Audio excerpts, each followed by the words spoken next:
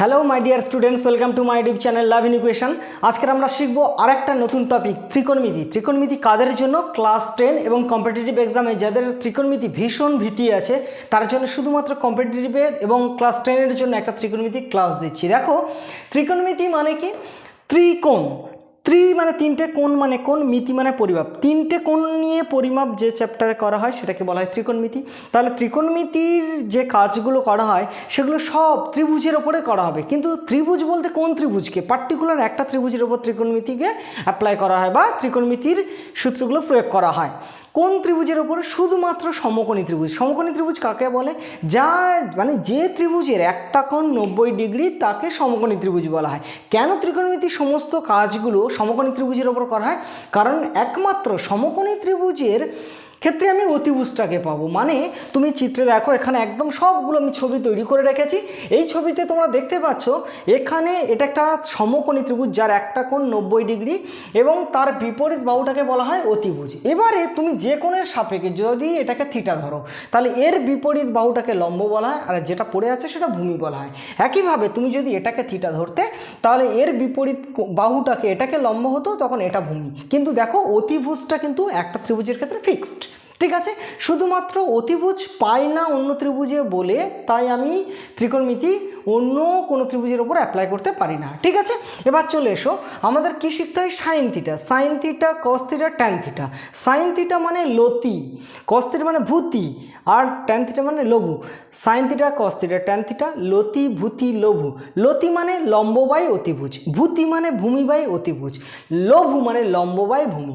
Clear? এই সূত্র কটা হয়ে গেল। এখান থেকে আমি কি পাই? অতিভুজ স্কোয়ার সমান ভূমি স্কোয়ার প্লাস লম্ব স্কোয়ার। এটা আমার সূত্র জানতে হবে যে অতিভুজ স্কোয়ার করলে এদের দুটো স্কোয়ারের যোগফলের সঙ্গে সমান হবে, ঠিক আছে? এবার কোসেক থিটা কোনটাকে বলবো? সাইন থিটার উল্টো 1/সাইন থিটা। সেক থিটা 1/কস থিটাকে সেক থিটা বলবো। কট থিটাটাকে ট্যানের উল্টো মানে 1/কট থিটা, ঠিক আছে? ট্যান থিটা কোনটা? সাইন থিটা বাই কস থিটাকে ট্যান থিটা বলবো। এইটুকু ক্লিয়ার হয়ে গেল। এবার আমি আরেকটা কয়েক জায়গায় চলে আসছি। দেখো, এই তিনটে সূত্রের ক্ষেত্রে sine square theta plus cos square theta 1 plus tan square theta এগুলো sec square theta, 1 plus cot square theta cosec square theta. Okay, এবার দেখো আমি প্রথমে সূত্রটা তোমাদের প্রমাণ করে দেখাচ্ছি। Sine square theta plus cos square theta 1টা কী করে হলো? দেখো, খুব easy. Sine square theta cos square theta লিখে নিয়েছি। সাইন থিটা মানে কি? লতি, লম্ব বাই অতিভুজ, লিখে নিয়েছি লম্ব বাই অতিভুজ তার স্কোয়ার। কস থিটা মানে ভূতি, ভূমি বাই অতিভুজ, তাহলে ভূমি বাই অতিভুজ লিখেছি।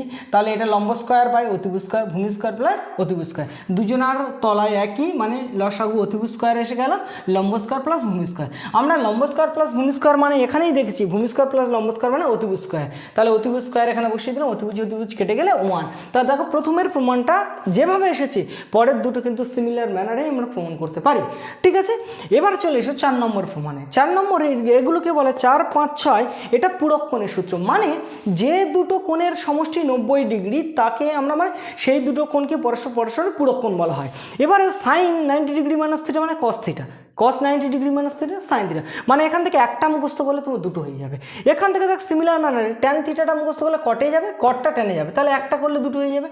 সেক থিটা কোসেকে যাবে, কোসেক সেক থিটা যাচ্ছে। ওকে, তাহলে এই কটা হয়ে গেল। এবার আমরা মান নির্ণয়টা মুখস্থ করতে হবে, ভীষণভাবে জরুরি। মান নির্ণয়টা কী করবো? থিটাটাকে 0 ডিগ্রি, 30 ডিগ্রি, 45, 60, 90 ভাগ করে নেয়। সাইন থিটাটাকে এই একটা লাইন মুখস্থ করে আমি বাকি ছকটা তৈরি করতে কী করে শিখিয়ে দিচ্ছি। 0 ডিগ্রিতে 0, 30 ডিগ্রিতে হাফ, 45 1/√2, এটা √3/2 1 হলো। এবার কস থিটাকে জাস্ট উল্টে দাও। দেখো এই 1 √3/2, 1/√2, হাফ, 0, জাস্ট উল্টে দিয়েছি। আর ট্যান থিটা মানে কি? Sine theta by cos theta. Just দেখো এরা ভাগে বসে আছে, ভাগ করে দাও। 1 ভাগে আছে তাহলে এটা 0, এটা দিয়ে ভাগ করলে 1/√3, এটা ভাগ করলে 1, এটা ভাগ করলে √3, আর 0 দিয়ে ভাগ করলে অসংখ্যাত। কমপ্লিট।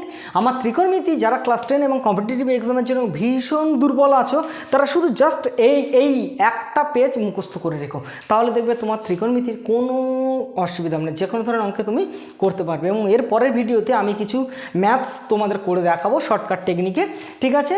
যদি ভালো লেগে থাকে তাহলে চ্যানেলটা সাবস্ক্রাইব করতে ভুলো না এবং তোমাদের বন্ধুদেরকেও শেয়ার করে দিও। আর সবাই ভালো থাকবে, সুস্থ থাকবে। ওকে, বাই।